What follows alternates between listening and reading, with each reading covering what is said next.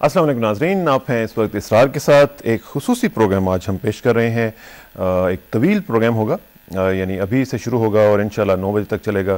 2.5 घंटे का ये खुसूसी प्रोग्राम, और इसकी वजह तस्मिया ये है कि आज हम ये पूरा का पूरा प्रोग्राम लॉन्ग मार्च के ऊपर मुख्तस कर रहे हैं। और कोशिश ये होगी कि लॉन्ग मार्च जो वकला का एक सिलसिला शुरू हुआ है उसकी पूरी जुज़ियात तक हम आज जाएँ और उसका तजिया करने की कोशिश करें।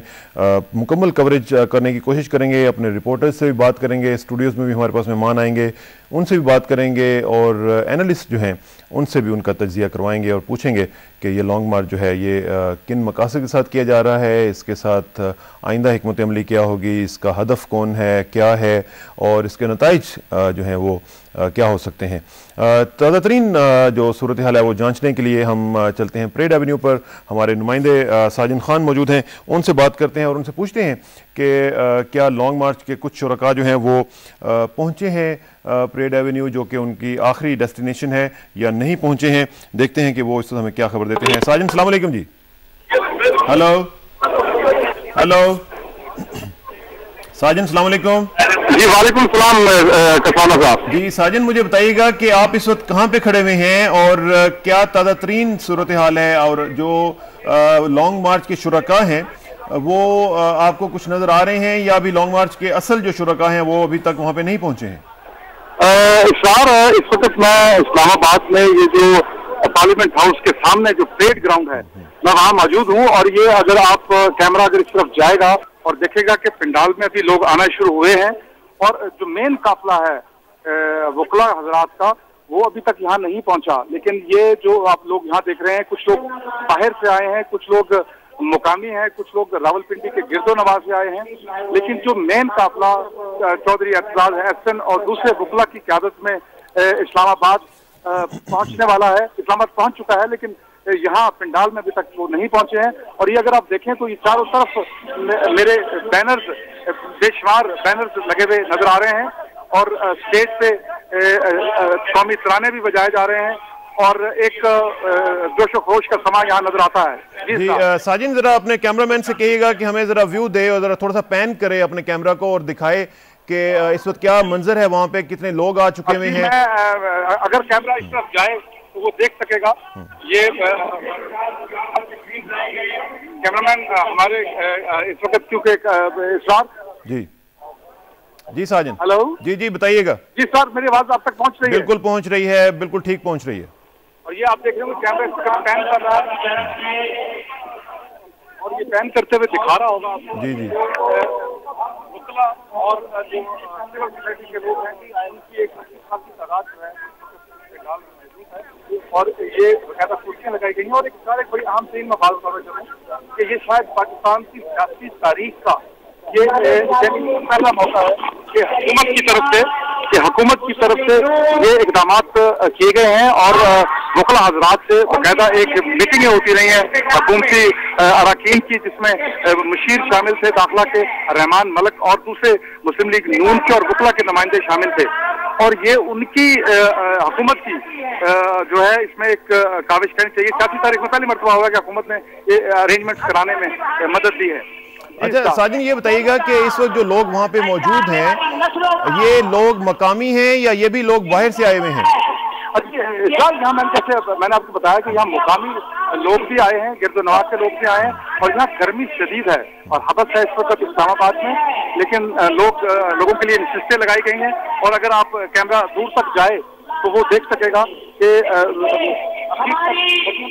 जहाँ के लोग बैठ के वो ये सारी कार्रवाई देख सकेंगे और जलसे की कार्रवाई देख सकेंगे। अच्छा साजिन, ये भी बताइएगा कि आपने कहा कि हुकूमत ने इस जलसे को जी मुझे बताइएगा कि हुकूमत ने जो फैसिलिटेट किया है, हुकूमत ने जो इंतजामात किए हैं, मैं उसी तरफ वो जरा बताइएगा। कोशिश कर रहा था ये जो स्टेज और ये कंटेनर जो यहाँ लगाए गए हैं, ये हुकूमती इदारों के हुकूमत की एक पॉलिटिकल बिल, और कहना चाहिए कि एक जमहूरी इक़दार को मद्देनजर रखते हुए पाकिस्तान की पहली मरतबा हुआ कि किसी हुकूमत ने एक किसी की जमहूरी राय को तस्लीम किया है, और एहतजाज करना उन्होंने कहा कि ये हक है उन लोगों का, आम लोगों का, वकला का, कि वो एहतजाज कर सकते हैं। और ये एक बामी अफहाम और तफहीम से ये जगह जो है वो सेलेक्ट की गई थी कि यहाँ तमाम पंडाल में वकला हजरात यहाँ जमा हो, सिविल सोसाइटी के लोग जमा हो, और यहाँ जमा होने के बाद वो अपना एहतजाज रिकॉर्ड कराने के बाद 48 आवर्स तवक्को है कि 48 आवर्स तक ये एहतजाज उनका ये इस पंडाल में ये लोग मौजूद रहेंगे, और उसके बाद फिर वो अपने अपने घरों को जा सकेंगे। अच्छा साजिन, आपने बताया कि 48 आवर्स जो हैं वो यहाँ पे खड़े रहेंगे, अंदाजा है। आपने किसी वकील रहनुमा से बात की है और कंफर्म किया है इस बात को या नहीं? नहीं, अभी ये it is yet to be confirmed, अभी ये कंफर्म होना बाकी है क्योंकि उनके मेन लीडर्स अभी यहाँ तक नहीं आए हैं, लेकिन यहाँ जो मुकामी लोग हैं उनका ये एक ख्याल है और ये उन्होंने एक तवक्को जाहिर किया है कि हम इसको एहतजाज को जारी रखेंगे। लेकिन एक और बात भी है कि डायरेक्टर आसिफ अली जरदारी की और दूसरे जो यहाँ वकला हजरात हैं उनकी मदद से यहाँ पे झीलें भी लगाई गई हैं और पानी के जो टैंकर्स हैं वो भी यहाँ जो है वो यहाँ पे मुझे नजर आ रहे हैं। इसके अलावा डिस्ट्रिक्ट बार स्वाबी के ये लोग भी मैं यहाँ देख रहा हूँ यहाँ पे मौजूद हैं, और मुख्तलिफ जो पानी जो कंपनी है उनकी तरफ से भी झीलें लगाई गई हैं, और इसमें हुकूमत की जो काविशें हैं उनको नजरअंदाज करना यकीनन वो एक काबिल तस्लीम बात नहीं होगी। एक जमहूरी हक दिया गया है पहली मरतबा एहतजाज करने का, और उनकी मदद की गई है इन लोगों की।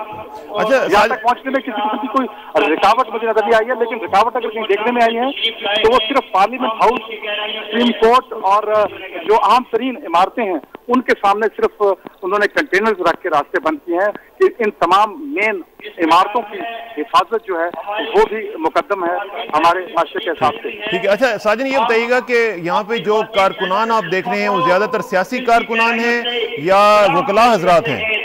अगर आपने कैमरे में भी देखा होगा या पंडाल में भी देखा होगा कि सियासी कारकुन नजर आ रहे हैं, लेकिन उनकी तादाद कम नजर आती है। ज्यादातर लोग जो है वो वकला हजरात हैं या सिविल सोसाइटी के लोग हैं। आप ये झंडे देख रहे होंगे, पाकिस्तान मुस्लिम लीग नून के भी कुछ नजर आए हैं, मुझे तहरीक इंसाफ के भी नजर आए हैं, और ये यानी मुस्लिम पार्टियों के झंडे नजर आए हैं, लेकिन इस तादाद में नहीं जिस तादाद में कहा जा रहा था कि यहाँ पे पॉलिटिकल वर्कर्स शिरकत करेंगे। और अभी टाइम है क्योंकि अभी शाम के 6:30 बजे हैं और अभी वक्त है क्योंकि अभी तक मेन लीडर उनके यहाँ तक नहीं पहुंचे हैं इस पंडाल में। जी सर। और साजन ये भी बताइएगा कि जो लॉन्ग मार्च के शुरका हैं, कुछ अंदाजा है कि वो कहाँ तक पहुंचे हैं और कब तक यहाँ पे पहुंचेंगे? सर आपकी आवाज क्योंकि यहाँ शोर ज्यादा है मुझ तक पहुंच रही है, सवाल प्लीज रिपीट करना पसंद करेंगे? मैं ये कह रहा हूँ कि वहाँ पे जो लॉन्ग मार्च के शुरका हैं वो आपको अंदाजा है कि कहाँ पे पहुंचे हैं इस वक्त तक? जी कहा यह जा था कि वो डिस्ट्रिक्ट बाहर रावलपिंडी में लाइन ड्रॉप हुई है हमारी, हम अपने नुमाइंदे से बात कर रहे थे। विजुअल कांटेक्ट तो था हमारा, लेकिन ऑडियो हमारा कांटेक्ट जो है वो लूज़ हुआ है।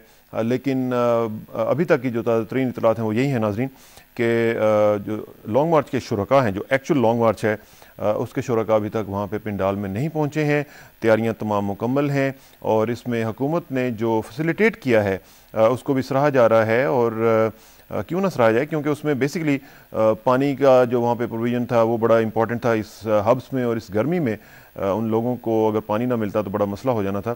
फिर आसिफ जरदारी साहब की तरफ से खाने का भी इंतजाम किया गया है और वो भी देखे जाएंगे कि जब वो लोग पहुँचेंगे तो उन तक वो खाने का जो इंतजाम हैं वो कैसे पहुँचते हैं। और साथ साथ उन्होंने ये भी बताया कि सियासी कारकुन और साथ साथ वकला की भी तादाद यहाँ पे इस वक्त पिंडाल में पहुँच चुकी हुई है। अगरचे अभी शुरका जो लॉन्ग मार्च के हैं वो वहाँ पे नहीं पहुँचे हैं, लेकिन पिंडाल में खासी तादाद में लोग ऑलरेडी मौजूद हैं और माइक्स के ऊपर जो उनके मकामी लीडर्स हैं वो ऐलानात भी कर रहे हैं और कारकुनान को और उनके जज्बे को गर्म रखने की कोशिश कर रहे हैं। PMLN और तहरीक इंसाफ के अलावा मुख्तलिफ जो पार्टीज़ हैं, जमात इस्लामी और दीगर जो जमातें हैं, उनके शुरका भी वहाँ पे नज़र आ रहे हैं। और लॉन्ग मार्च के जो लोग हैं वो जैसे ही वहाँ पे पहुँचेंगे तो उनका इस्तकबाल किया जाएगा और हमारी इत्तलात के मुताबिक पीपल्स पार्टी के लोग भी वहाँ पे मौजूद होंगे। ये बेसिकली एक मैसेज होगा कि ये किसी एक जमात का या किसी एक पार्टी का ये जलसा या पिंडाल में जो लोग मौजूद होंगे वो नहीं होंगे, बल्कि एक पूरी कौम की रिप्रेजेंटेशन इसमें होगी और इसमें मुख्तलिफ सियासी जमातें, वकला की तहरीक के जो लोग हैं वो वहाँ पे मौजूद होंगे। और इसमें देखना अब ये है कि ये लोग कब इस पिंडाल में पहुँचते हैं और फिर समा जो है वो कैसे बदलता है, और उसमें ज़ाहिर है कि वकला की जो क़यादत है वो वहाँ पे आएगी। और ये भी देखना है कि क्या चीफ जस्टिस इफ्तिखार मोहम्मद चौधरी साहब वहाँ पे आज खिताब करते हैं या नहीं करते हैं, और अगर करते हैं तो किस वक्त करते हैं, ये भी एक क्वेश्चन होगा और देखा जाएगा कि वो अपनी तकरीर में क्या कहते हैं।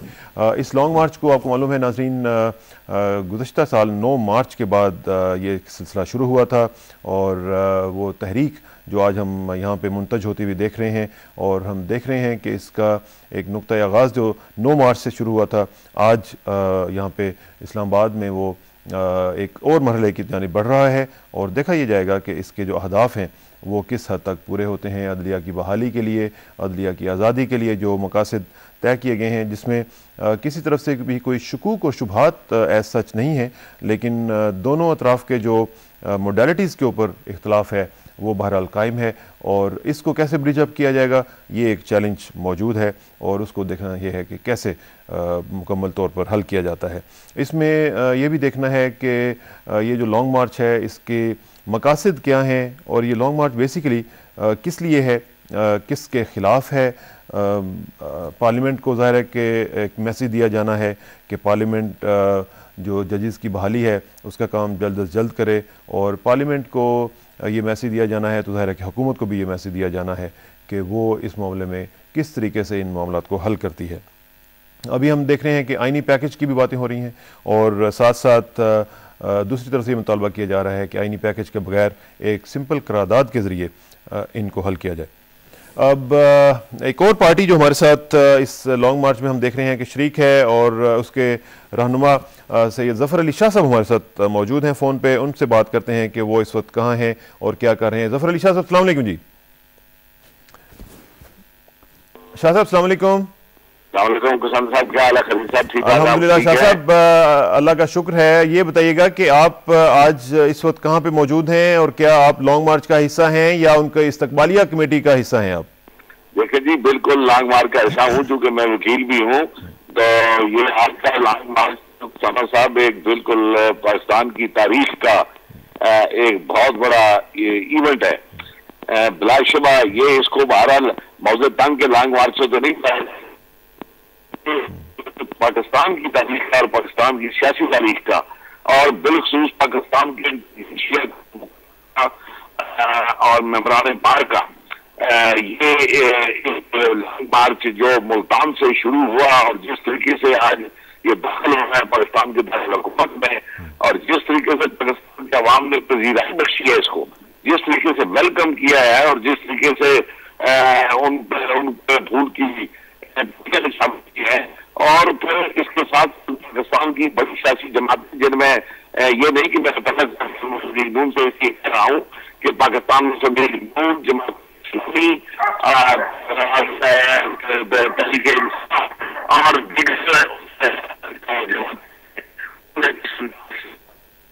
और शाह साहब के साथ हमारे लाइन का कुछ प्रॉब्लम चल रहा है। आज जो पार्लियामेंट के सामने वहां पर भी मैं 2-3 मैंने चक्कर लगाए हैं। कराची, लाहौर, उकाड़ा, मुल्तान से एक बड़ी लंबी जो है आज मुकर्रर वहां पर इस वक्त भी एक बहुत बड़ा जमे गफीर है, और मैं एक सियासी कारकुन के दावे से ये कह सकता हूँ कि ये 3-4 घंटे के बाद शाह साहब के साथ हमारा सिग्नल का कुछ प्रॉब्लम चल रहा है। मैं अपने पैनल प्रोड्यूसर से कहूँगा कि दोबारा ज़रा ट्राई करें शाह साहब के साथ, और बेहतर सिग्नल लेकर हम दोबारा बात करेंगे। ज़फ़र अली शाह साहब हमें बता रहे थे कि वो लॉन्ग मार्च का हिस्सा हैं, चूँकि वो वकील भी हैं और पाकिस्तान मुस्लिम लीग नवाज़ से उनका ताल्लुक़ भी है, और इस सिलसिले में उनकी तमाम तर हमदर्दियाँ और काविशें इस तहरीक के साथ हैं। और मेरा ख्याल है कि इस पर किसी को भी एतराज़ नहीं है। हुकूमत भी जो है वो जजेस की बहाली के लिए कमिटेड है, और जो मैंने पहले भी अर्ज़ किया कि जो मोडालिटीज़ का फ़र्क है, जो थोड़ा सा नुक्ता नज़र में इख्तलाफ है, उसको बैठ के हल किया जा सकता है, और अगर वो हल कर लिया जाए तो मामलात आगे बढ़ सकते हैं। हम दोबारा ज़रा ट्राई करते हैं बेहतर सिग्नल के साथ। शाह साहब, आपको आवाज़ आ रही है जी मेरी? शाह साहब अस्सलाम वालेकुम वंस अगेन। हेलो जी शाह साहब, आपको आवाज़ आ रही है मेरी? जी जी आ रही है, काफी ठीक। किसान साहब, तो जो ये सामने इस वक्त इतना बड़ा क्राउड इकट्ठा हो चुका है कि ये बला शुबा ये कहा जा सकता जिस इस वक्त ये अब 4-4.5 घंटे के बाद ये तकरीबन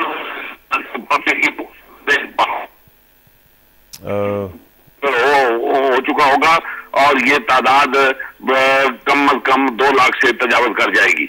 अभी मैं इधर 0 पॉइंट के बिल्कुल नजदीक से वहां पर बिल्कुल उखाड़ दिया गया, रास्ते जो है वो बंद किए हुए थे, पुलिस ने ये बैरियर जो लगाए हुए थे वो भी बहुत सारे सियासी कारकुनों ने और जमात इस्लामी के कारकुनों ने तादाद जो है शिरकत करने वालों की वो इस सड़क पर भी जो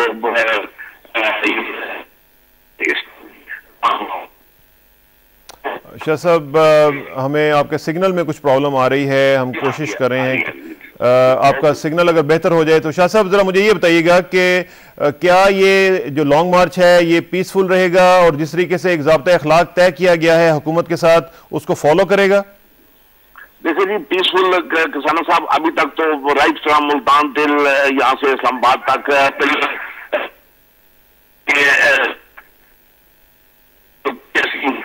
की बनी बात नहीं हुई। जहां तक ये कोई मुआहदा है अपना इंतजामिया के दरमियान और वकला के दरमियान, मेरी इत्तला के मुताबिक वकला के दरमियान और इंतजामिया के दरमियान तो नहीं हुआ। ये है कि कुछ हुकूमत की तरफ से और कुछ सियासी जो हमारे वो कुछ ये कह रहे हैं कि अखलाक की कोई अभी तक तफसील कम मेरे तक नहीं पहुंची कि वो एग्जैक्ट ज़ाब्ता अखलाक क्या है जिस पर जो दोनों जमातें जो है वो उसकी पाबंद होगी, दोनों दड़े जो है। अच्छा शाह साहब, ये बताइएगा कि ये जो लॉन्ग मार्च है ये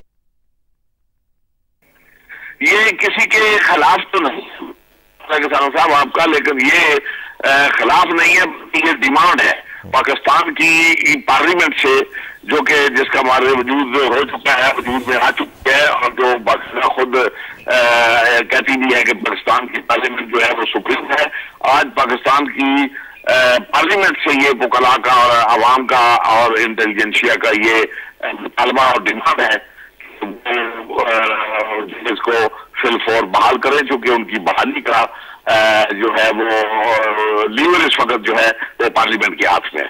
और वो कहा ये भी कहते हैं कि अगर आज ये बहाल ना हो सके इससे हो जाएगा कि ना तो पाकिस्तान की पार्लियामेंट सुप्रीम है और ना ही 3 नवंबर वालों को कोई बहाल करना चाहता है। ठीक है, और ये भी बताते जाइएगा कि इस वक्त आप जब आएंगे इस्लामाबाद में तो क्या आप अपने आप को महदूद रखेंगे परेड एवेन्यू तक या कुछ सियासी मामलात और भी आपकी नजर में हैं? नहीं, मैं समझता हूँ कि लीडरशिप भी कह चुकी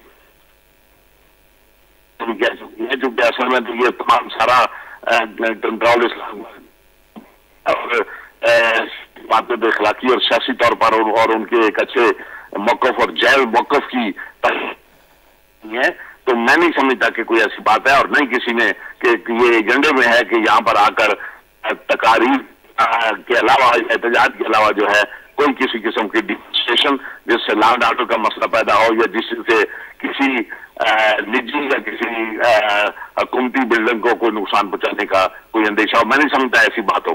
अच्छा शाह साहब, एक और चीज बताइएगा कि मियां नवाज शरीफ साहब ने फरमाया था कि मैं जुडिशल बस के ऊपर बैठ जाऊंगा अगर जजेस बहाल ना हुए, तो हमने देखा कि वो जुडिशल बस में नहीं बैठे, सिर्फ उन्होंने कल खिताब किया एक जलसे में और उसके बाद वो चले गए। तो क्या PMLN की तरफ से कुछ डीली डैलिंग हो रही है, कुछ आपके मामलात अंदर अंदर से हुकूमत के साथ तय हो चुके हैं?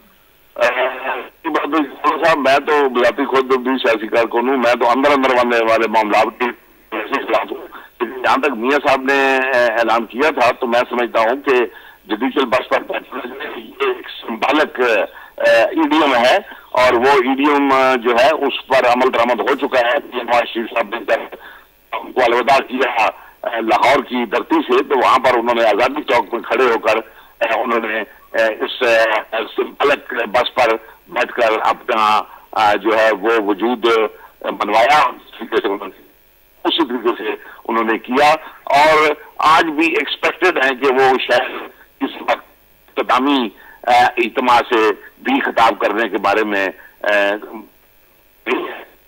मैं समझता हूँ कि शायद वो इस इज्तिमा से भी करेंगे। इस तरह उन्होंने अपनी कमिटमेंट जो है साथ वाबस्तगी का वाज़ह तौर पर उन्होंने सबूत जो है मुहैया कर दिया। तो अभी आप क्या देख रहे हैं, क्या इस लॉन्ग मार्च पे जो आपने अहदाफ सेट किए हैं वो अचीव हो जाएंगे, और क्या ये लॉन्ग मार्च के जो शुरका हैं वो आज के बाद 1 या 2 या 3 दिन तक यहाँ पे रुके रहेंगे या चले जाएंगे?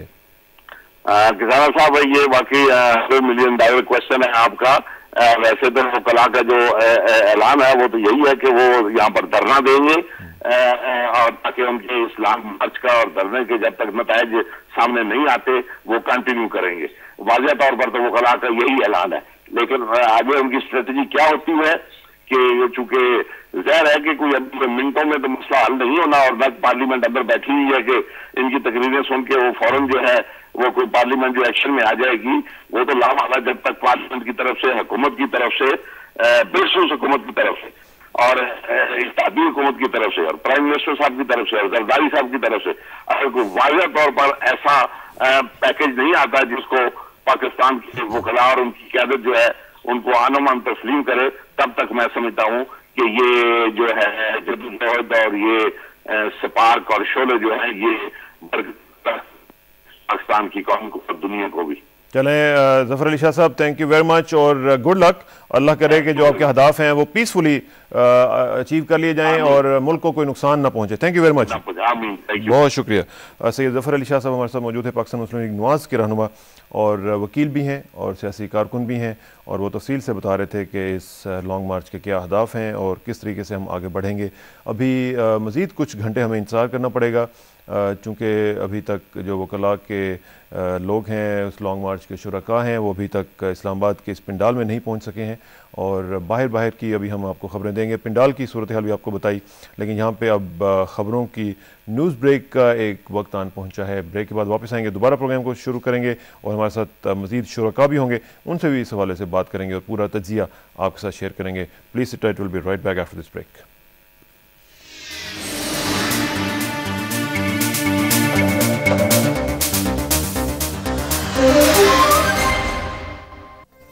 वेलकम बैक नाजरीन। बात हो रही थी लॉन्ग मार्च के हवाले से ख़बरों से पहले, और हम आपको तफसीलात बता रहे थे कि इस वक्त क्या सूरत हाल है और लॉन्ग मार्च के शुरका जो हैं वो कहाँ तक पहुँचे हैं।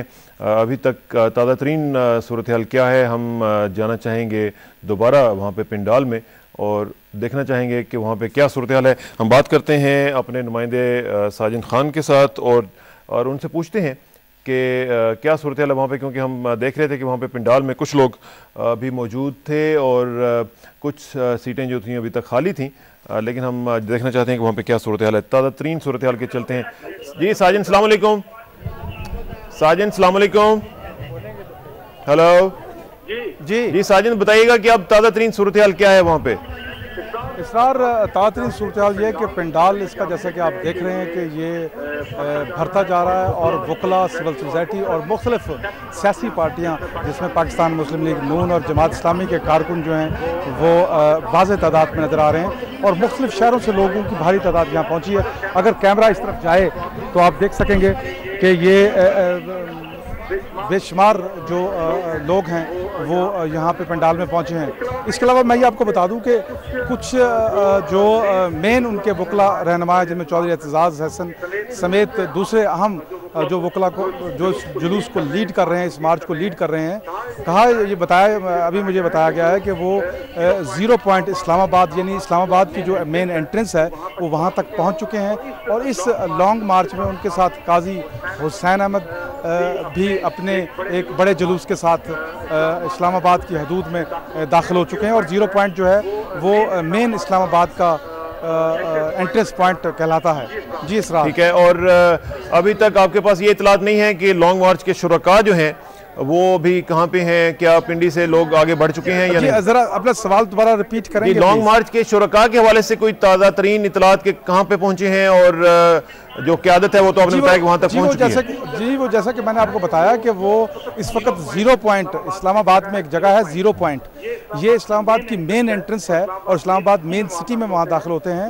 मुझे बताया गया है कि वो 0 पॉइंट तक ये लॉन्ग मार्च के जो शुरका हैं वो पहुँच चुके हैं, और ये जो आप पीछे अगर देखें तो लोगों की एक भारी तादाद जो है वो नारे लगा रही है, मीडिया के हवाले से भी और जजेस के हवाले से भी। और इसके अलावा वो जो जुलूस जिसका मैंने अभी जिक्र किया है, जिसकी की क़यादत इस लॉन्ग मार्च की चौधरी एतजाज़ हसन समेत काजी हुसैन अहमद जो पेशावर GT रोड से बहुत बड़ा जुलूस लेके आए हैं, वो भी उनके साथ शामिल हैं। जी, थैंक यू वेरी मच साजन, इंशाल्लाह आपसे रब्ता रहेगा और लेटेस्ट रिपोर्ट्स हमें देते रहिएगा। बहुत शुक्रिया। नाजरीन, आप देख रहे थे कि साजन की इतलात के मुताबिक शुरका जो हैं वो 0 पॉइंट तक पहुँच चुके हैं और 0 पॉइंट से जो अगला फासला है वो कुछ ज़्यादा दूर नहीं है। इन द मीन टाइम हमें ज्वाइन किया है चौधरी मंजूर साहब ने, मेंबर हैं central executive committee Pakistan Peoples Party के, और उनके साथ तशरीफ़ फरमा है फौजिया हबीब साहिबा, MNA है, पाकिस्तान पीपल्स पार्टी से ताल्लुक़ है, और हम इंतज़ार कर रहे हैं जावेद सदीक साहब का, सीनियर सहाफ़ी भी हैं। और आज आप देख रहे हैं कि हमारे पास पाकिस्तान मुस्लिम लीग नवाज़ या दूसरी पार्टीज़ के लोग नहीं हैं, क्योंकि उसकी वजह यह है कि वो लोग इस वक्त लॉन्ग मार्च में शरीक हैं और वहाँ पे जो भी वो उनकी जिम्मेदारियां हैं हम भी लॉन्ग मार्च करने के लिए वो कर रहे हैं। लेकिन जाहिर है कि आप हुकूमत की तरफ से भी चूंकि जवाबदेह हैं, जो सब आप तो हर तरफ शरीक हैं, आप लॉन्ग मार्च में भी शरीक हैं, लॉन्ग मार्च वालों को पानी भी पिला रहे हैं, उनको खाने भी खिला रहे हैं, और साथ साथ जवाबदेही जो है वो भी आपने ही करनी है। ये जो लॉन्ग मार्च है जो सब, ये इसके अहदाफ क्या हैं, ये किसके खिलाफ है, किसके हक में है, क्यों हो रहा है? देखिए, इससे पहले कि मैं इस आपके सवाल पे जाऊं, मैं एक चीज़ यहाँ पे वाज़ेह करना चाहता हूँ कि जब ये लॉन्ग मार्च का ऐलान हुआ और अभी 2 दिन पहले, तो 2 रास्ते थे हुकूमत के साथ सामने, पाकिस्तान पीपल्स पार्टी की जो हुकूमत है। और मैं समझता हूँ कि ये सिर्फ पाकिस्तान पीपल्स पार्टी की हुकूमत नहीं है, Pakistan Peoples Party coalition government की एक बड़ी पार्टनर है, लीड पार्टनर है। तो एक रास्ता ये था कि बिल्कुल ब्लॉक किया जाए, जिस तरह से कुछ इंतजामिया ने अपने तौर पर फैसला भी किया, कंटेनर्स रखे गए। तो फिर प्राइम मिनिस्टर ऑफ पाकिस्तान और chairman Pakistan Peoples Party Asif Ali Zardari sahab ने इसमें मुदाखलत की और कहा कि ये सब कंटेनर्स उठाओ और लोगों को एहतजाज का हक मिलना चाहिए। जो 40 साल से हम मांग रहे हैं कि हमें एहतजाज करने का हक दो, अगर कोई भी मसला है, कोई अपना एहतजाज रिकॉर्ड कराना चाहता है, जो कुछ करना चाहता है तो वो करे। तो इसलिए पहली बार आपने देखा कि एक खुलेआम एक लॉन्ग मार्च हो रहा है और लॉन्ग मार्च को ओपन रास्ते दिए गए हैं, किसी जगह पे कोई रुकावट नहीं है, बल्कि पाकिस्तान पीपल्स पार्टी ने कैंप्स लगाए हैं। पिंडी के अंदर भी कैंप था हमारा, फिर अभी अगर आप पीपल्स पार्टी के दफ्तर के सामने देखें, सेंट्रल सेक्रेटेरिएट के सामने, तो कैंप है, बड़े बड़े ट्रैवलर शरबत के और फिर खाने का इंतजाम किया गया है। आसफ अली जरदारी साहब की जानिब से वो होस्ट कर रहे हैं लॉन्ग मार्च को, और उनका जो मुतालबा है उसके हम भी हक में हैं कि जजेस को बहाल किया तो फिर ये सारी इतना तरद्दुद किस लिए है? ये देखिए, एक उनका अपना एक नुक्ता नज़र है। मसला जहाँ पे है कि जजों को बहाल करने का तरीक़ेकार क्या है। बहाली पे किसी का कोई इख्तलाफ नहीं, तरीक़ेकार पे इख्तलाफ था, लेकिन अब तो मेरा ख्याल काफी हद तक मसला आगे भी बढ़ चुका है। इतना फ्रेंडली किस्म का लॉन्ग मार्च जो सब मेरा ख्याल आपने भी नहीं देखा होगा और हमने भी नहीं देखा, नहीं होना चाहिए। देखिए, मैं एक इसको फ्रेंडली इस लिहाज से नहीं कहूँगा कि जो लोग आ रहे हैं वो बिल्कुल एक अच्छी तादाद में लोग आ रहे हैं और लोगों को आना चाहिए अगर कोई उनका नुक्ता नज़र है। तो ये हम भी कहते हैं कि हमें तो ज़िंदगी में कभी किसी ने हक नहीं ये दिया, लेकिन हम चाहते हैं कि इस किस्म के हालात में इस किस्म की सूरत हाल लोगों को मिलनी चाहिए। लेकिन जहाँ तक पीपल्स पार्टी का ताल्लुक है, देखिए, एक कुछ इसमें इक़दामात उठा लिए गए हैं ऑलरेडी। जजेस को रिहा कर दिया गया पहले दिन। अब जजेस की तनख्वाहें जो हैं वो जारी कर दी गई और उन्होंने रिसीव कर ली। इसका मतलब ये है कि वो जो बतौर जज, हाँ, वो बतौर एक जज के उन्होंने तनख्वाहें जब रिसीव कर ली हैं, तो इसका मतलब है वो जज हैं। रिसीव करने से बहाल क्या नहीं, इसमें जो सब बहाल हम तो हैं। और मैं आगे अर्ज करूं तो डिपोज्ड जजेस जो थे उनको तनख्वाहें जनरल मुशर्रफ की हुकूमत ने नहीं दी थी। वो तो कहते थे कि हमने इनको बंद भी नहीं किया हुआ, तो फिर क्या उनकी सारी बात को मान लिया जाए? हम कहते हैं कि एक कदम और आगे गए और उसके बाद हमारी जो दूसरी बड़ी सियासी जमात है उनकी मुशावरत से, बल्कि उनकी ज़्यादा मुशावरत से, फाइनेंस बिल के अंदर भी ये नुक्ता डाल दिया गया है, ये पॉइंट एक पूरा बिल की सूरत में आ गया है, मनी बिल के अंदर, कि उसमें जजेस की तादाद 16 से बढ़ाकर 29 कर दी जाए। तो ये एक और बकौल के ये PMLN की ही जी बिल्कुल के ऊपर ये हुआ है। अभी भी जो कमेटी बनी है इस सारे लॉन्ग मार्च को मॉनिटर करने में, उसमें PMLN साथ बैठी हुई है, इस वक्त भी मॉनिटर कर रहे हैं। तो PMLN जो है वो ऑन बोर्ड है इस पूरी सूरत हाल में। फौजी साहब, आपका क्या ख्याल है कि PMLN अगर एक तरफ से एहतजाज कर रही है तो दूसरी तरफ से ये जो मुतालबा जिसको रिजेक्ट कर चुके हैं वकला के 29 जो तादाद है ये उनको कबूल नहीं है, तो PMLN की पॉलिसीज जो हैं वो फिर इसमें डायकॉटमी आपको नजर आ रही है? देखिए, ये उनका एक हक है कि वो किस तरीके से एक मसले को लेके चलना चाहते हैं। इस वक्त वो हमारे साथ हमारे कोलिशन पार्टनर हैं, हुकूमत में हैं, सेंटर में हमारी हुकूमत है और पंजाब में उनकी हुकूमत है। हम पंजाब में उनकी हुकूमत को सपोर्ट कर रहे हैं और यहाँ उन्होंने इस इशू पे गो के वो अपनी वजारतों से बाहर आ गए, लेकिन उसके बावजूद वो वजारतें अभी तक किसी को दी नहीं गई हैं और वो खाली हैं उनके लिए।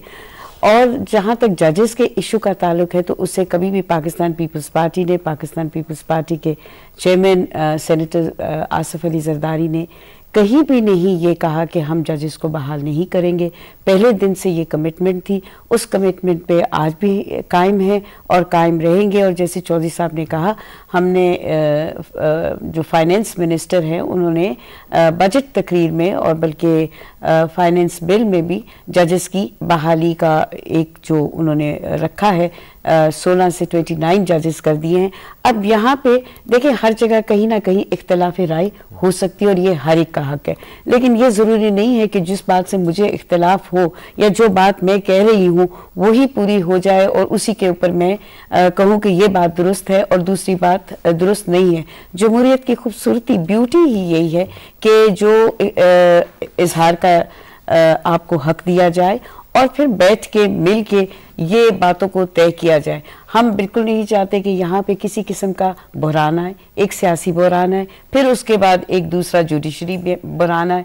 ये बहरान हमारा पैदा करता नहीं है, ये हुकूमत आने से पहले ये मामला, लेकिन दूसरी तरफ ये भी लोगों का कहना है कि ये बड़ी आसानी से हल किया जा सकता था। ये उनका ख्याल है, एक तबके का या एक सेक्शन का, ये एक सेगमेंट ऑफ द सोसाइटी का ये ख्याल है, जबकि ऐसा दूसरी सेगमेंट ऑफ द सोसाइटी का ये ख्याल नहीं है। आप के प्रोग्रामों में और दूसरे तमाम चैनल्स पे भी कई प्रोग्राम इसी मौजू पे होते रहे हैं, माहिरीन कानून भी आते रहे हैं, उन्होंने भी अपनी, और इस पे एक बहुत बड़ी डिबेट हुई है हमारे माशरे में, सोसाइटी में बहुत डिबेट हुई है और बहुत कुछ कहा गया है। एक गलत काम को दूसरे गलत काम से आप जस्टिफाई नहीं करते। वन रॉन्ग हो चुका है, अब दूसरा रॉन्ग करके इसको भी तय करने के लिए एक तरीकाकार है और उस तरीकाकार के ऊपर मैं समझती हूँ कि इस वक्त थोड़ा सा इख्तलाफ है, इख्तलाफ राय है और इस पे बातचीत हो सकती है और इसको तय किया जा सकता है। जहाँ तक बहाली का ताल्लुक है उससे कोई भी इनहराफ नहीं है, कोई भी नहीं भाग रहा और वो अपनी जगह वैसे ही हमारी बहाली और उसके साथ साथ जो सब नंबर ऑफ जजेस है वो 29 हो जाएगी। क्या हमारा मुल्क में ज़रूरी था कि ये 29 किए जाते, क्योंकि बाकी ममालिक में, इवन इंडिया में इतने नहीं है।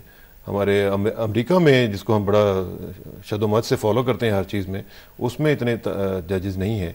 क्या हमारे मुल्क में ये वाक़तन ज़रूरत थी इसकी? देखिए, इसमें जो एक तो बड़ी सीधी बात है, जो डिस्प्यूट है उसको रिजॉल्व करने का भी इशू है, और दूसरा ये है कि तादाद से कोई ख़ास फ़र्क नहीं पड़ता। केसेस भी अगर आप देखें तो सुप्रीम कोर्ट में 2-2 साल 4-4 साल लटके रहते हैं, तो उसको ज़्यादा तेज़ी से एक्सपेडाइट हो जाएंगे। इसका ऐसा कोई नहीं, ऐसी बात है। कई ऐसे ममालिक हैं जिनमें तादाद ज़्यादा है कि ये शायद चीफ जस्टिस इफ्तिखार चौधरी साहब को उनकी पावर्स को डाइल्यूट करने के लिए किया जा रहा है, या उनको उनकी जो सुओ मोटो का वो जो इख्तियार था उसको भी कम करने की कोशिश की जा रही है। वो तो अभी तक देखिए, वो तो मुख्तलिफ जो पैकेज है, कॉन्स्टिट्यूशनल पैकेज, आइनी पैकेज, उसके अंदर मुख्तलिफ चीज़ें हैं और उसमें हम तो बिल्कुल, पाकिस्तान पीपल्स पार्टी ने तो बुलाया है कि आप अपना इनपुट दें, जो भी लोग हैं डायलॉग खोलें, अपना अपना नुक्ता नज़र पेश करें। उसमें वकला को भी दावत दी है, सोसाइटी के सारे हिस्सों को, तमाम जमातों को, तो वो तो एक डायलॉग खुला है। तो उसमें जो चीज़ें एक प्रपोज्ड है तो उसमें फाइनल डॉक्यूमेंट ठीक है। अच्छा, कमिंग बैक टू लॉन्ग मार्च, ये लॉन्ग मार्च जैसा हम पहले कह रहे थे कि इसका हदफ अब क्या होगा? अब पार्लियामेंट हदफ है, पार्लियामेंट को अपील करना हदफ है, पार्लियामेंट के सामने खड़े होकर तकरीरें करना हदफ है ताकि पार्लियामेंट को सुनाया जाए कि हमारे क्या मकासद हैं? क्या मकसद क्या है इस लॉन्ग मार्च का? देखो जी, एक तो मैं समझता हूँ कि ये अगर एक पुरअमन लॉन्ग मार्च रहता है तो ये एक अच्छी रवायत होगी पाकिस्तान के अंदर, और एक सेहतमंद रवायत है जिसको हम भी फॉलो कर सकते हैं। अगर हम भी कल को अपोजिशन में जाएं तो हमें भी ऐसा हक मिलना चाहिए, और हम चाहेंगे, हम इसीलिए एक प्रेसिडेंट सेट कर रहे हैं। लेकिन जहाँ तक ये है कि इसका काम क्या है, अभी वो तो उसके जो कायदीन हैं उनको इल्म है कि वो उसका हदफ क्या है, किस तरह से इसको इख्तिताम तक लेकर जाते हैं, किस तरह से पीसफुल रहता है, नहीं रहता है। और फिर जिस तरह से वो कह रहे हैं कि हमारा काम सिर्फ दस्तक देना है, कि हम दस्तक दें, अपना नुक्ता नज़र प्रेजेंट करें, तो ये उनका हक है। और उसको आगे से गवर्नमेंट किस तरह से परसीव करती है, किस तरह से लेती है, जिस तरह से मैंने कहा कि हम जो सियासी लोग हैं उन्होंने इस लॉन्ग मार्च को सियासी तौर पर डील करने का फैसला किया है, तो ये एक अच्छी बात है। सियासी तौर पर आप इसको डील करेंगे, लेकिन अगर जिस तरह से आज कैंप लगे हुए हैं पीपल्स पार्टी के, और जिस तरह से आज सबीलें वगैरह चल रही हैं, खाने आपने उनका इत्माम कर दिया, लेकिन ये अगर इनसे पूरे सिचुएशन से पहले अगर उनसे बैठ के डायलॉग कर लिया जाता, जिस तरह कह रहे थे कि डायलॉग जो है बड़ा ज़रूरी है आईनी पैकेज पे भी और दूसरी चीज़ों के हवाले से भी, तो शायद ये इतनी एक्सरसाइज में से ना गुजरना पड़ता। डायलॉग से तो पीपल्स पार्टी तो कभी भी नहीं रोका, पीपल्स पार्टी ने तो कहा है कि आए बैठे डायलॉग करें, लेकिन शायद उस सबसे पहले जो लॉन्ग मार्च का ऐलान कर दिया गया और सारा कुछ, सारी सूरत हाल हो गई, तो उसमें शायद फिर उनके अपने हाथ में भी कंट्रोल में इस तरह से सिचुएशन नहीं रही, सूरत हाल नहीं रही।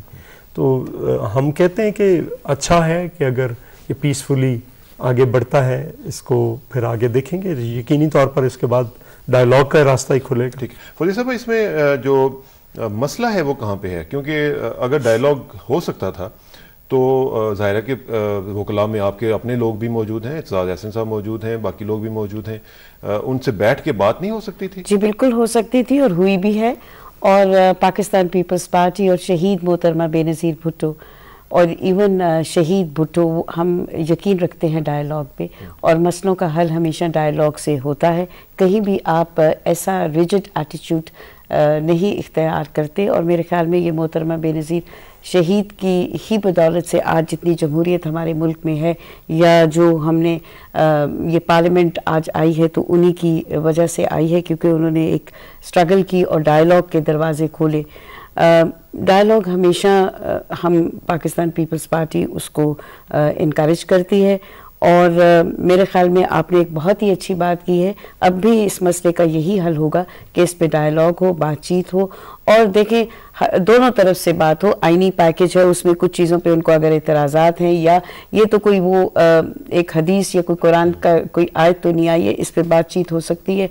और सेनेटर आसिफ अली जरदारी को चेयरमैन पाकिस्तान पीपल्स पार्टी ने पहले दिन से ही कह दिया था कि ये हमने आपको आईनी पैकेज दिया है, तमाम जमातों को इसका पेश किया और वकला को भी पेश किया, और अगर इसमें कोई रद्द-ओ-बदल या इसमें अगर वो अपनी कोई तजावीज़ देना चाहते हैं तो उसे वेलकम किया जाएगा, उसको देखा जाएगा।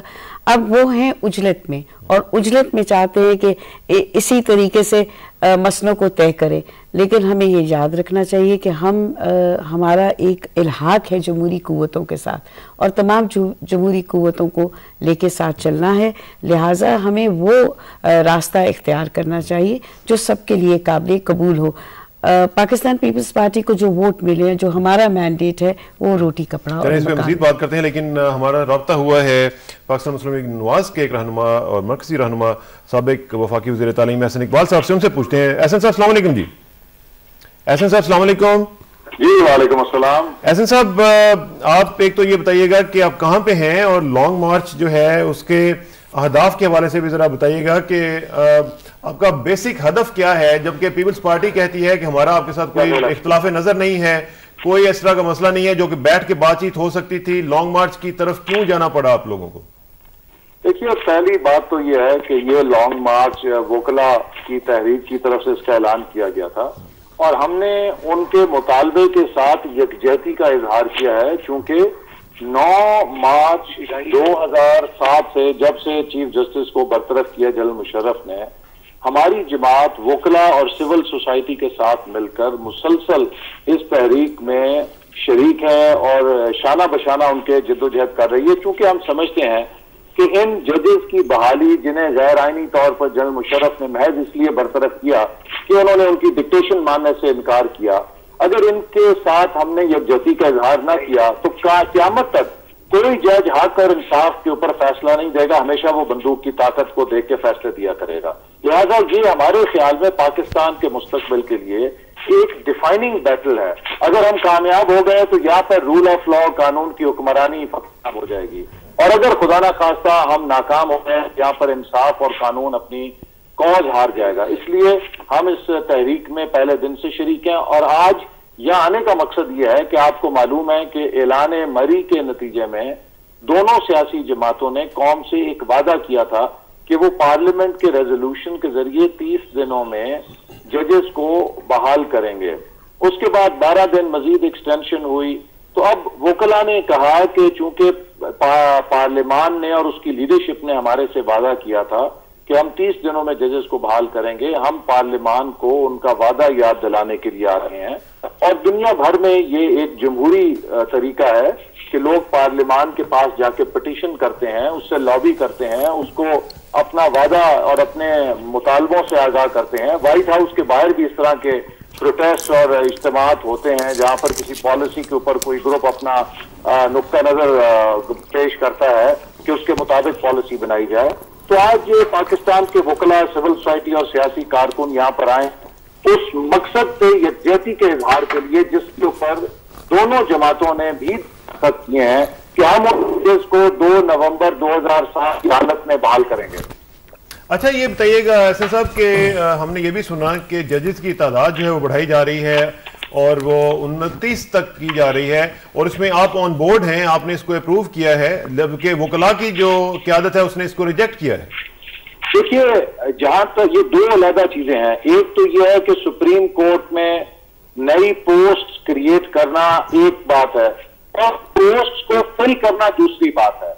हमारा जमात का नुक्ता नजर है वो ये है कि हम उन जजेस को जिन्होंने पीसीओ के ऊपर हल्फ उठाया और जिन्होंने पीसीओ के ऊपर हल्फ लेने से इनकार किया, उन दोनों को बराबर तस्लीम नहीं कर सकते। इसलिए हमें चाहिए कि हम उस अदलिया को बहाल करें जिसका हमने ऐलान मरी पर इत्तफाक किया है, और उसमें सराहत के साथ लिखा है कि 2 नवंबर 2007 की अदलिया को बहाल किया जाएगा।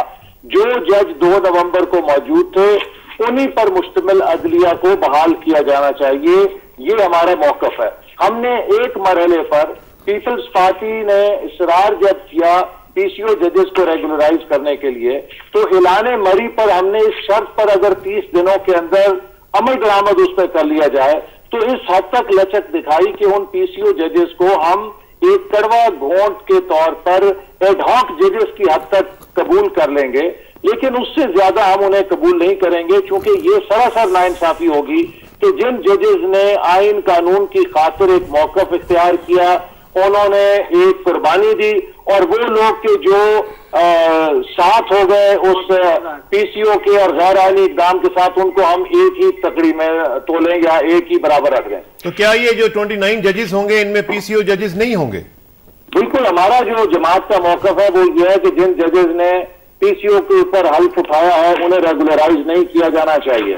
ठीक है। अच्छा, ये भी बताइएगा कि क्या आज आपका जो लॉन्ग मार्च इस्लामाबाद के इस पंडाल में पहुंचेगा, तो क्या आप अपने मुतालबा तस्लीम होने तक यहीं पे स्टे करेंगे या ये डिस्पर्स कर जाएगा आज रात को? इसके ऊपर जो वकला की क़यादत है वो यहाँ पहुंचकर फैसला करेगी। बुनियादी तौर पर ये लॉन्ग मार्च की कॉल वकला तहरीक ने दी थी, और जैसे मैंने आपसे कहा कि हम यकजहती के लिए इसमें शरीक हुए हैं, तो इसमें वकला के हम फैसले का इंतजार करेंगे, उसके बाद फिर हम उस पर अपने जमात का नुक्ता नजर बयान करेंगे। और दूसरा ये भी बताइएगा कि हमने सुना था कि मियां नवाज शरीफ साहब ने कहा था कि अगर जजेस बहाल नहीं होंगे तो मैं जुडिशल बस पे बैठ जाऊंगा।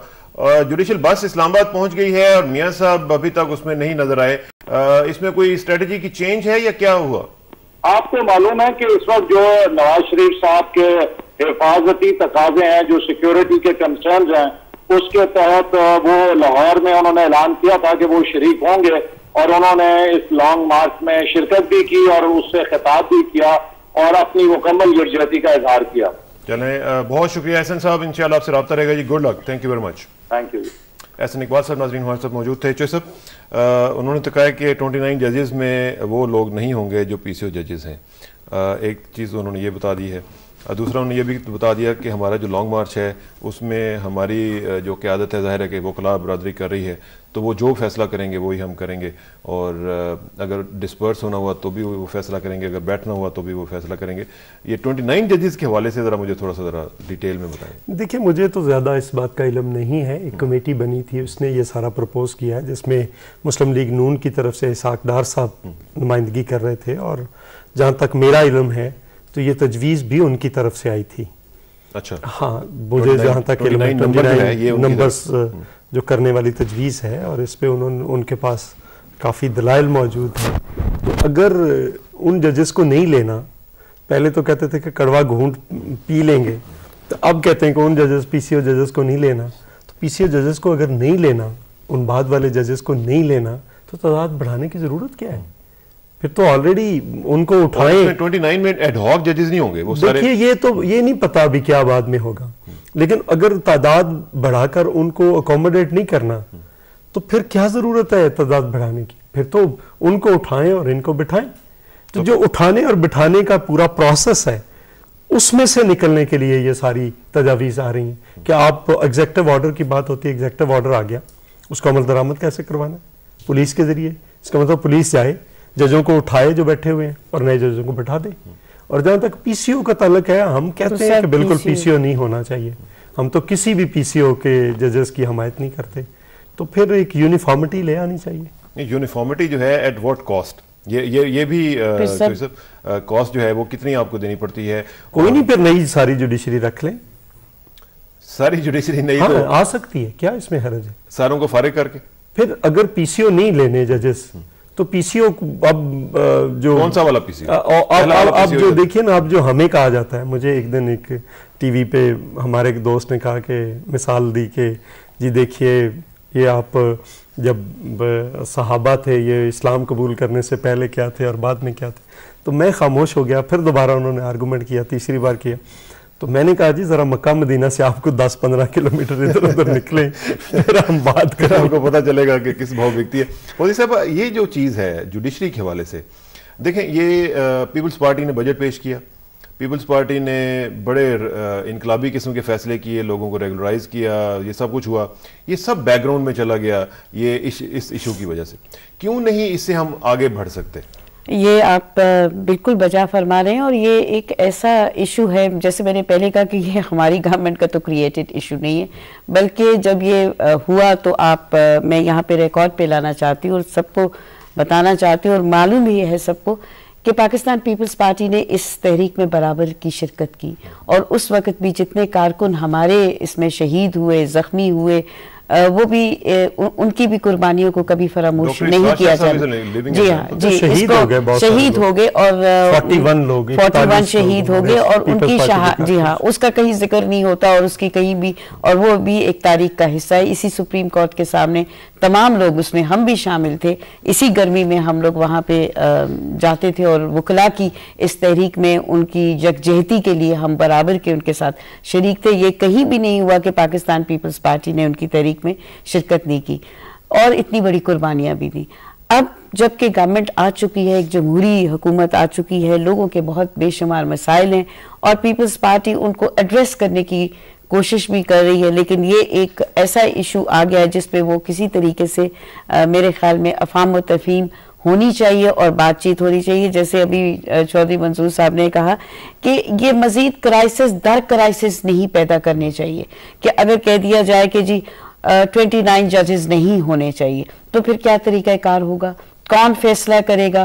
कौन डिसाइड करेगा कि कौन से जजेस ठीक हैं, कौन से जजेस ठीक नहीं है? PCO का मामला आएगा तो फिर यहाँ तो फिर बात बहुत दूर तक जाएगी।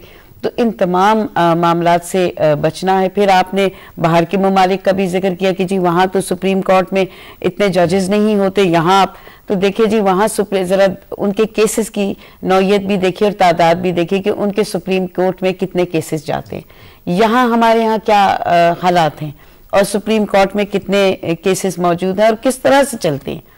लिहाजा जुडिशरी की जो हम बात कर रहे हैं, जो पाकिस्तान पीपल्स पार्टी एक बात कर रही है, और ये भी एक तारीखी बात कर रही है कि हम तमाम अदारों को मजबूत करें। यहाँ किसी एक फर्द वाहिद की बात नहीं है। अगर पार्लियामेंट एक अदारा है, इंस्टीट्यूशन है, और अगर उसकी बालादस्ती की बात करते हैं, कल पार्लियामेंट में हम हों या ना हों, लेकिन वो एक अदारा मजबूत होगा। जुडिशरी में कल ये जजेस हों या ना हो, लेकिन वो अदारा मजबूत होगा। और आने वाले जजेस के लिए भी बालातर होने की हैसियत जो है वो भी हम जरा डिस्कस करना चाहेंगे। खासतौर पर मैं ये भी पूछना चाहूँगा आपसे कि उसमें क्या क्या चीज़ें डिस्कस होनी चाहिए और क्या क्या अभी तक नहीं हुई हैं, इस पर भी ज़रा बात करते हैं। लेकिन एक ब्रेक का वक्त आन पहुँचे नाज़रीन, ब्रेक के बाद वापस आते हैं तो लॉन्ग मार्च के ऊपर हमारी जो डिस्कशन है जारी रहेगी। See you in a bit.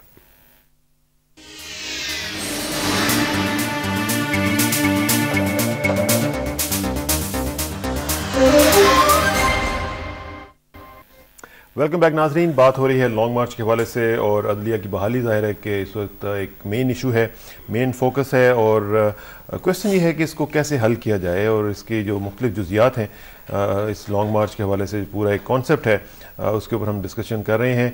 हम ज़रा चलते हैं लाहौर और बात करते हैं रिनाउंड जर्नलिस्ट और एनालिस्ट जनाब मुजीबुर रहमान शामी साहब से। शामी साहब अस्सलाम वालेकुम जी। वालेकुम अस्सलाम। शामी साहब, लॉन्ग मार्च इस्लामाबाद पहुंच चुका है और इसके हदाफ के हवाले से जरा बताएं कि जो हदाफ सेट किए गए थे, क्या वो इस लॉन्ग मार्च के अंदर आपको पूरे होते हुए नजर आ रहे हैं? देखिए, लॉन्ग मार्च के अहदाफ जो हैं वो तो उसके कायदीन ने भी कोई वाज़ेह तौर पर नहीं बताए। ये उन्होंने कहा है कि जजों को बहाल कराया जाएगा और लोगों के जज्बात का इजहार होगा, और ये भी कहा है कि हम वहां बैठेंगे। अब कितने दिन बैठेंगे, कितनी देर बैठेंगे, और इस्लामाबाद में उनका क़याम कब तक होगा, इस बारे में अभी तक कोई इतला नहीं है, ना कोई उन्होंने ऐलान किया है। तो जब अहदाफ उनके कायदीन ने नहीं बताए तो मैं कैसे बता सकता? अच्छा, अहदाफ अगर क्लियर नहीं है तो फिर ये पूरी एक्सरसाइज करने की जरूरत क्या थी, और क्या ये वर्थ वाइल एक्सरसाइज है शामी साहब? देखिए, उन्होंने ये बताया है कि वकील जो है और पाकिस्तानी मुआशरा जजों की बहाली चाहता है, और इस गर्मी में जबकि लोग घर से बाहर कदम रखते हुए भी 100 बार सोचते हैं, सैकड़ों किलोमीटर का सफर तय करके वकला हजारों की तादाद में इस्लामाबाद पहुंचे हैं। तो इस लिहाज से उन्होंने अपनी कमिटमेंट का और अपने जज्बे का इजहार कर दिया है। अब आगे मामला कैसे चलेगा ये अब मालूम नहीं है, ये जल्द मालूम हो जाएगा। अगरचे कि एक रहनुमा ने ये कहा है कि हम इस तरह के लॉन्ग मार्च बार बार करेंगे, इसका मतलब यह है कि वो तवील पड़ाव नहीं डालेंगे, और अगर उनको दोबारा आना पड़ा तो तब भी आएंगे। तो इसमें मुझे ये बताइएगा शामी साहब कि पाकिस्तान मुस्लिम लीग नवाज की क्या पॉलिसी है? एक तरफ हम देखते हैं कि वो लॉन्ग मार्च को सपोर्ट कर रही है, दूसरी तरफ वो हुकूमत के साथ भी बैठी हुई है। एक अजीब सा मखमसा है जिसमें लोग अपने आप को, खासतौर पर जो PMLN के कारकुनान हैं, वो फील करते हैं कि ये क्या हो रहा है कि एक तरफ उनके साथ हैं, दूसरी तरफ हुकूमत में भी हैं। मिनिस्ट्रीज जो हैं वो छोड़ दी हैं, लेकिन इस्तीफे अभी तक कबूल नहीं हुए हैं, तो प्रोटोकॉल भी लिया जा रहा है, गाड़ियां भी इस्तेमाल की जा रही हैं। तो ये क्या हो क्या रहा है? देखिए, ये तो मालूम नहीं है कि गाड़ियां इस्तेमाल कर रहे हैं मुस्लिम लीग की वगैरह या नहीं, लेकिन मेरा ख्याल नहीं कर रहे होंगे। जहां तक मुस्लिम लीग की पोजीशन का ताल्लुक है, उसके कई रहनुमा ये बार बार कह चुके हैं कि पीपल्स पार्टी से उसका इख्तलाफ जो है वो तरीकेकार पर है। और अभी आपने देखा होगा कि टीवी पर ख्वाजा हाफिज साहब ने ये बात कही कि जो 29 जजों की तादाद मुकर्रर की गई है सुप्रीम कोर्ट के लिए, वो मुस्लिम लीग नून के मशवरे से मुकर्रर की गई है। तो इसका मतलब यह है कि मुस्लिम लीग नून और पीपल्स पार्टी के दरमियान राब्ते मौजूद हैं, और कोशिश की जा रही है कि उनके अंदर इख्तलाफ खत्म हो जाए और वो यकसू होकर किसी एक लाया अमल पर मुत्तफिक हो जाए। शामी साहब, यही बात मैं कर रहा हूं कि एक तरफ वो मुतालबा करते हैं कि PCO जजेस को हम तस्लीम नहीं करेंगे, दूसरी तरफ अगर 29 जजेस की तजवीज़ जो है वो इसहाक डार साहब पेश करते हैं, तो क्या इसका मतलब ये नहीं है कि उनकी अपनी पॉलिसीज में एक तजाद मौजूद है? नहीं, मालूम ये हो रहा है कि मुस्लिम लीग नून ने इस हवाले से अभी तक कोई वाज़े फैसला नहीं किया, क्योंकि वो जो PCO के जजेस हैं उनको उनके ओहदों से अलग करने के बारे में उसने कोई वाज़े बात नहीं की। पहले तो दुबई के बाद ये दुबई में मुज़ाकरात के बाद नवाज शरीफ साहब ने ये ऐलान किया था कि वो उन जजेस को भी कबूल कर लेंगे। उसके बाद ये कहा गया कि वो जज एडहॉक जज के तौर पर होंगे, मुस्तकिल जज नहीं होंगे। ये बड़ा कंफ्यूजन है। लेकिन अगर आप देखें तो जो जज 3 नवंबर के इक़दाम से पहले मौजूद थे उनको तो आप किसी तौर अलग नहीं कर सकते जब तक कोई कॉन्स्टिट्यूशनल अमेंडमेंट नहीं होती। तो जब वो जज मौजूद, जो मुस्तकिल जज थे वो मुस्तकिल रहेंगे, तो जो एडहॉक जज मुकर्रर होंगे वो किस तरीके से एडहॉक होंगे और किस तरीके से उनका मामला तय किए जाएंगे, ये इसमें कुछ पेचीदगियां नजर आती हैं। तो क्या यह भी पेचीदगी होगी शामी साहब के चीफ जस्टिस कौन होगा रेस्टोरेशन के बाद? नहीं, रेस्टोरेशन के बाद तो फिर चीफ जस्टिस तो इफ्तिखार चौधरी साहब ही होंगे, क्योंकि जब ये कार्रवाई हुई थी उस वक्त वो चीफ जस्टिस थे। इसी और ये पीपल्स पार्टी को भी इसका एहसास है, इसीलिए जजों की रिटायरमेंट की उम्र बढ़ाने की कोशिश हो रही है कि उसे 68 साल कर दिया जाए, ताकि और इसीलिए टेन्योर जो है मुकर्रर करने की कोशिश हो रही है ताकि चीफ जस्टिस साहब 3 साल या 4 साल या 5 साल का अरसा गुजारने के बाद डोगर साहब के लिए सीट खाली कर दे। तो ये जो पैकेज पेश किया गया है उसमें इस बात की तरफ वाज़ेह इशारे मौजूद हैं। चलें शामी साहब, बहुत शुक्रिया, इंशाल्लाह आपसे रब्ता रहेगा जी। Thank you very much. Mujeeb Rehman Shami साहब नाज़रीन हमारे साथ मौजूद थे और उन्होंने जो आपकी बात थी 29 जजेस वाली उसको आगे बढ़ाया है, कोट किया है उन्होंने ख्वाजा आसिफ साहब को।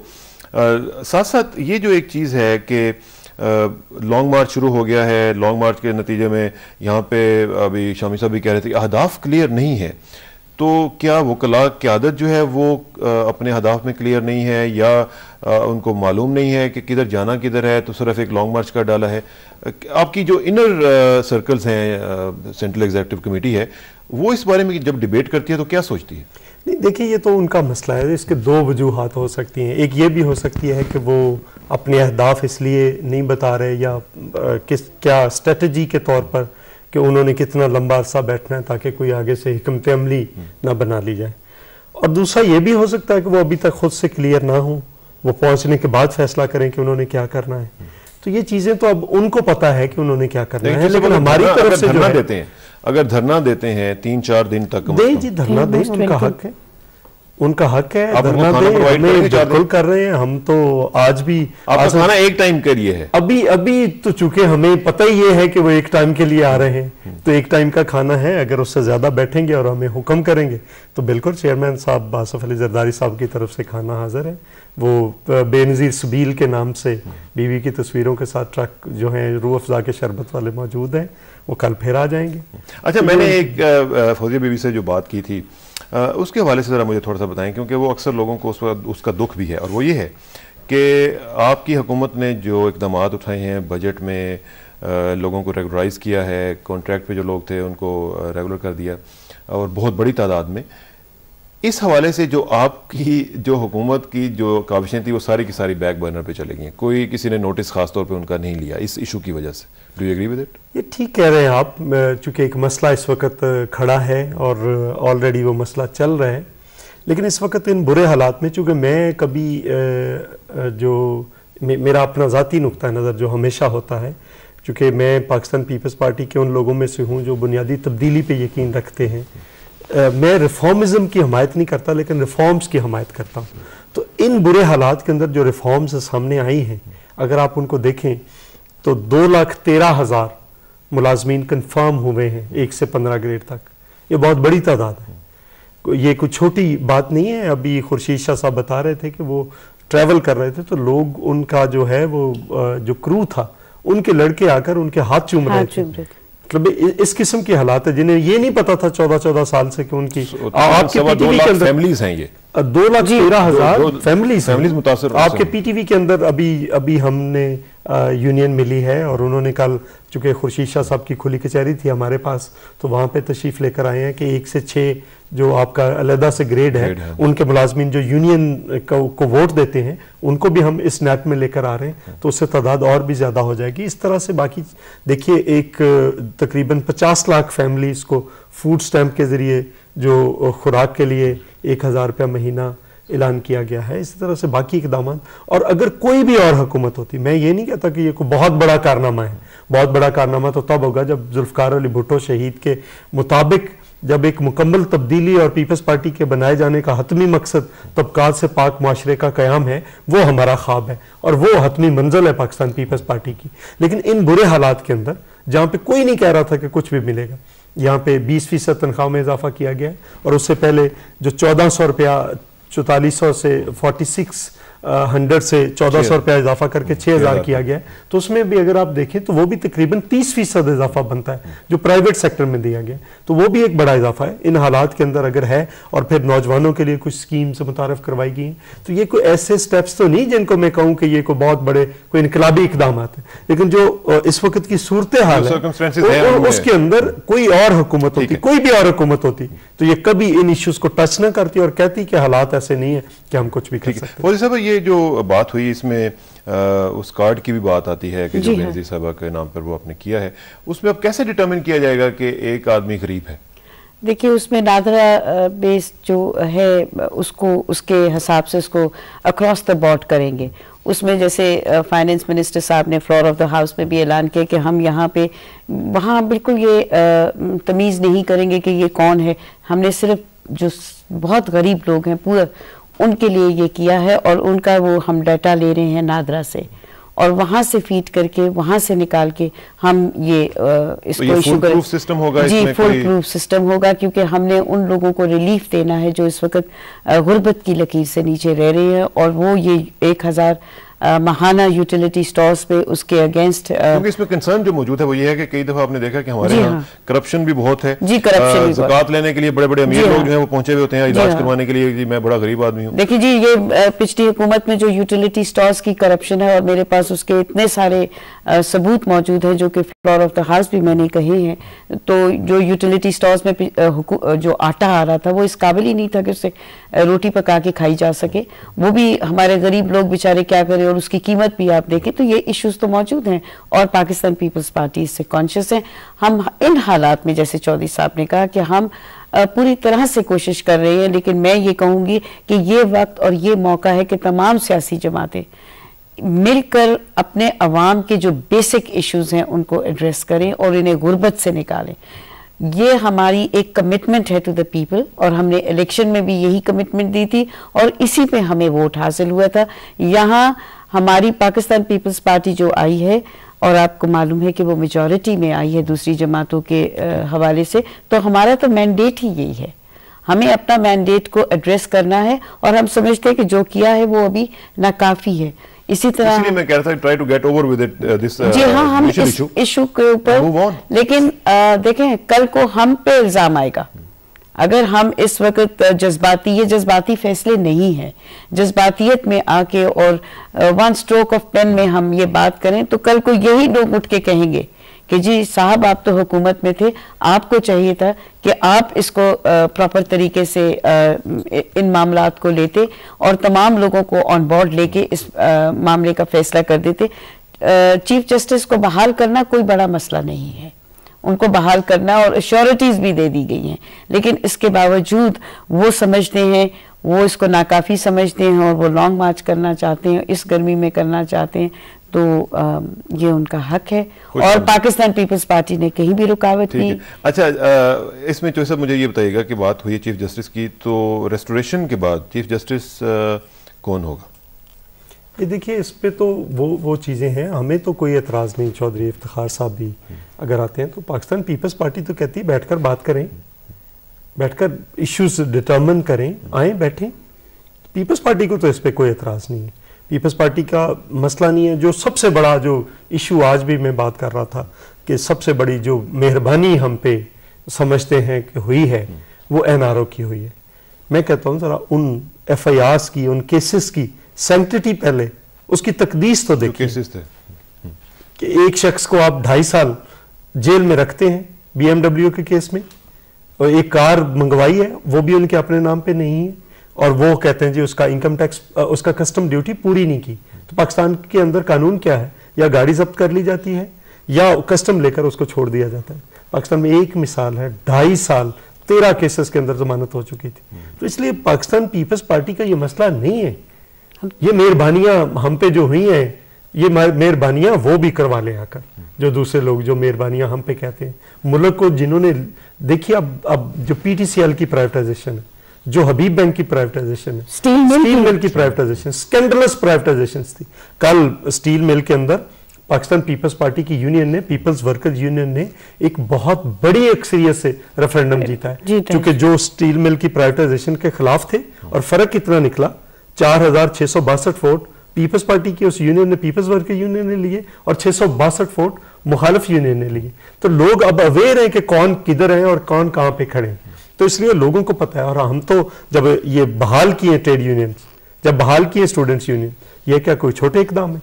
लेकिन वो सारे फंक्शनल कब तक होंगे ये भी बता दें जरा कि स्टूडेंट यूनियंस कब? ट्रेड यूनियन का तो स्टार्ट हो गया, पाकिस्तान के अंदर पहला रेफरेंडम है, बाकी भी आ रहे हैं। स्टूडेंट्स यूनियंस की हम एक मीटिंग बुला रहे हैं, क्योंकि उनका आमतौर पर दिसंबर के अंदर जाकर इलेक्शंस पहले होते थे, हम भी लड़ते रहे, तो वो दिसंबर के अंदर होते थे, तो उससे पहले चूंकि अब भी छुट्टियां